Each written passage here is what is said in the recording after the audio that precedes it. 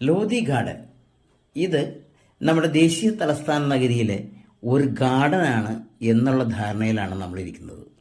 സംഭവം കണ്ടാൽ അതിൻ്റെ ചുറ്റുപാടുകളൊക്കെ കണ്ടാൽ ഇതുപോലെ ഒരു വലിയ ഗാർഡനാണ്, ബൊട്ടാണിക്കൽ സംവിധാനമാണ്. നിരവധിയായ ചെടികളും പക്ഷി ലതാദികളും ഒക്കെ ഉള്ള മരങ്ങളും ഒക്കെ തിങ്ങി നിൽക്കുന്ന ഒരു ഗാർഡൻ അല്ലേന്ന് തോന്നും.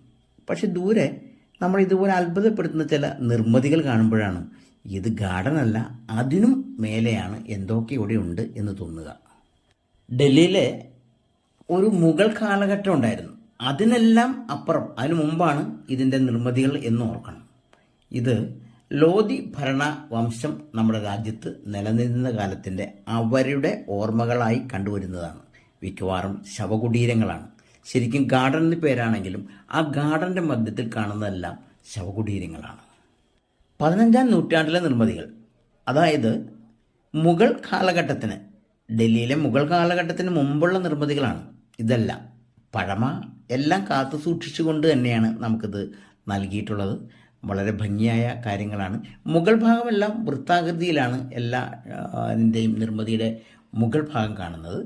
ഇതിൻ്റെ ഉദ്യാനമാണെങ്കിൽ 90 ഏക്കറിൽ വ്യാപിച്ച് കിടക്കുകയാണ്.